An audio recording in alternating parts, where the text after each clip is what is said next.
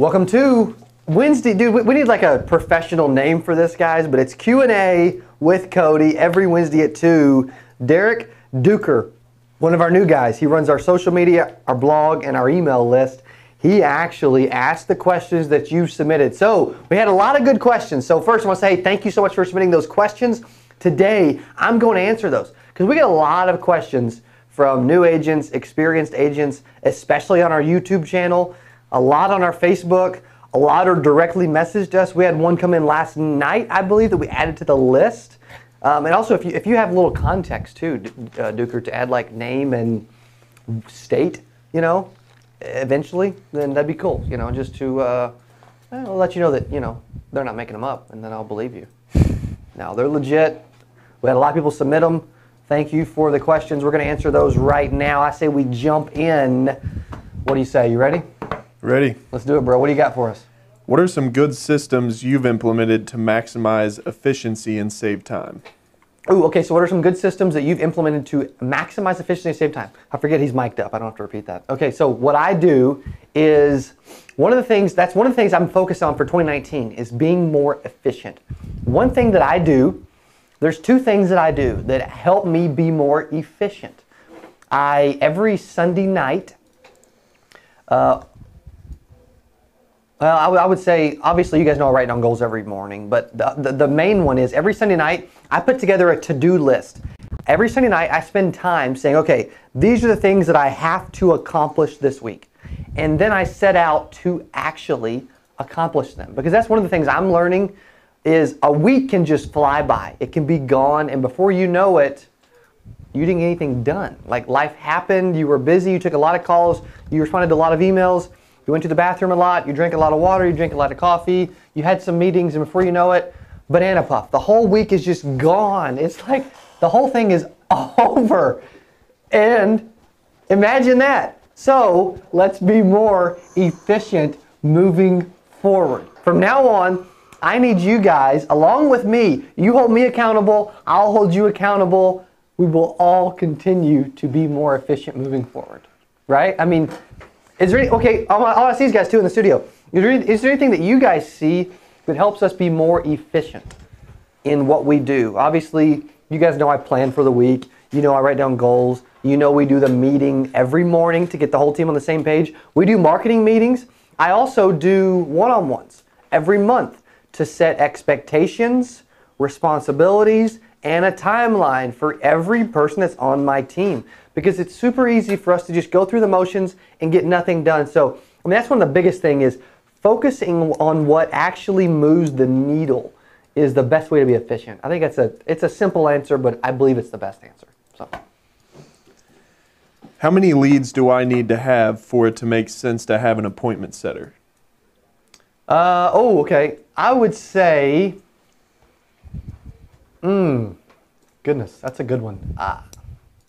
I mean, you can make time to call anything. Some agents suck on the phone, and you should door knock. But to answer the question, I would say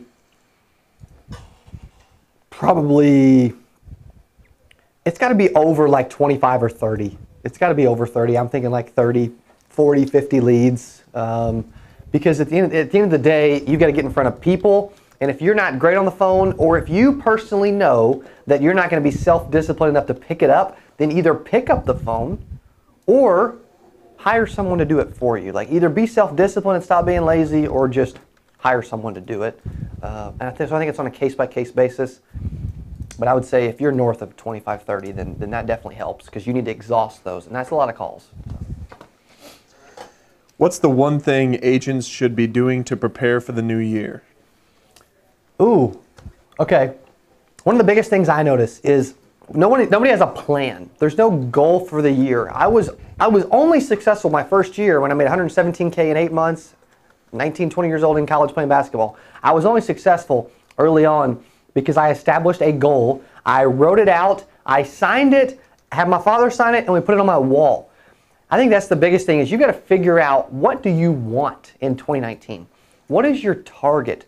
What would you like to hit? What would you like to achieve? And what steps do you believe do you need to take to actually hit that?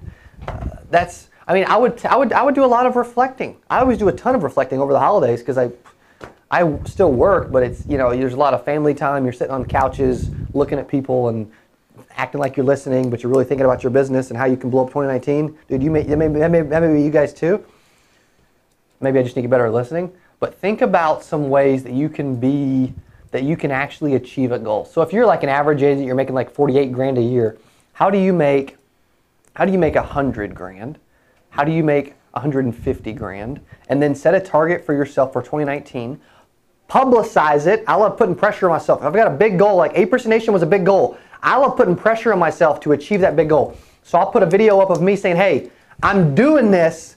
Either you get on board or be on the sidelines and watch me. But I am making, if I'm an agent, I'm making 100 grand in 2019. Watch me on my journey.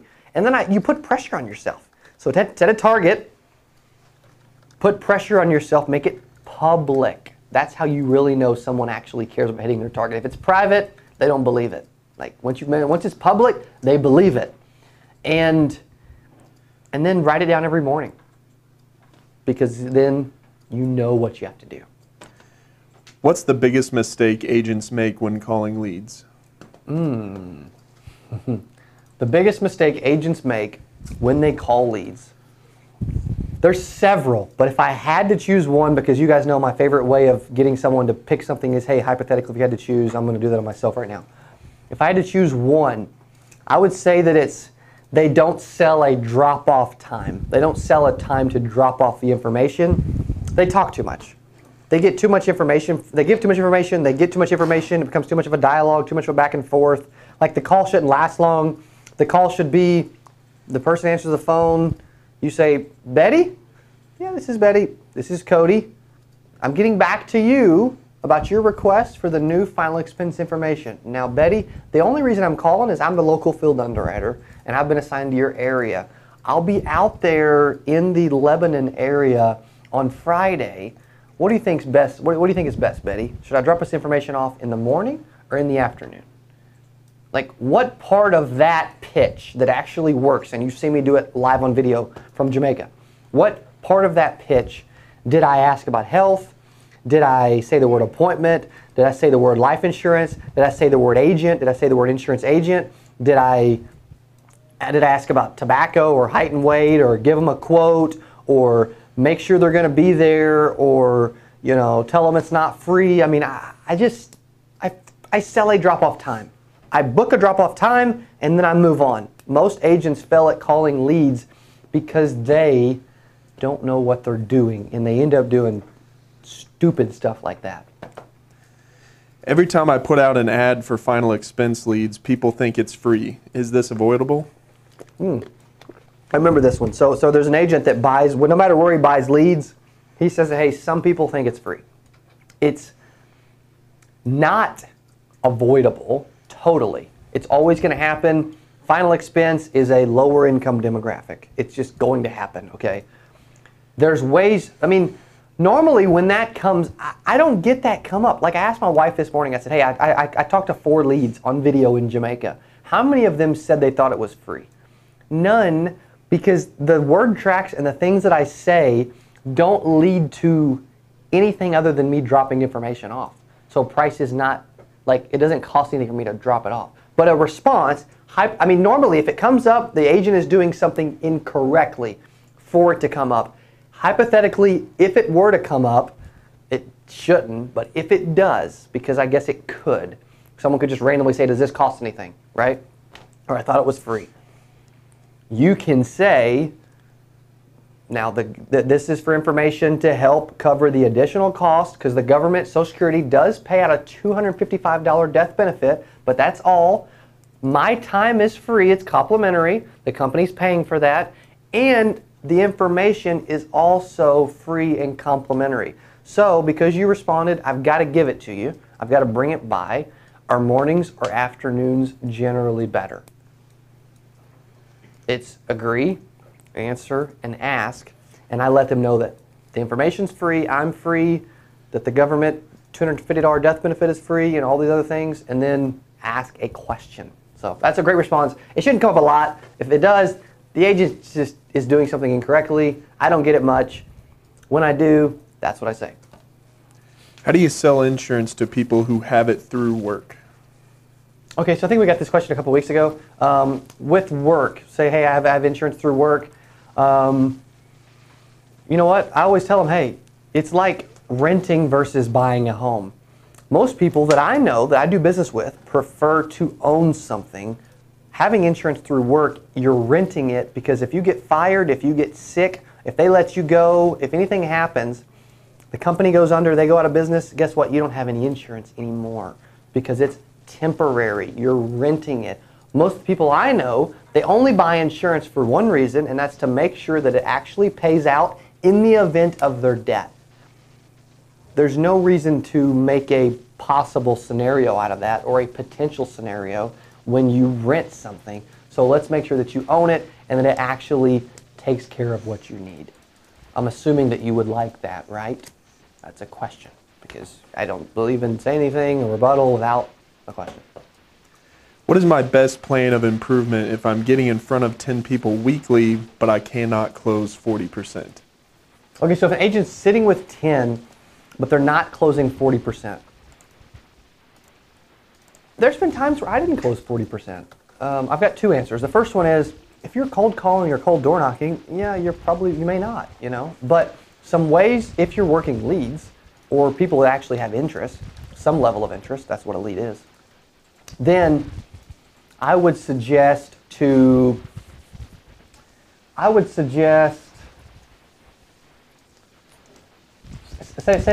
the second part of that again. Say the ending of that again, Duker, real quick.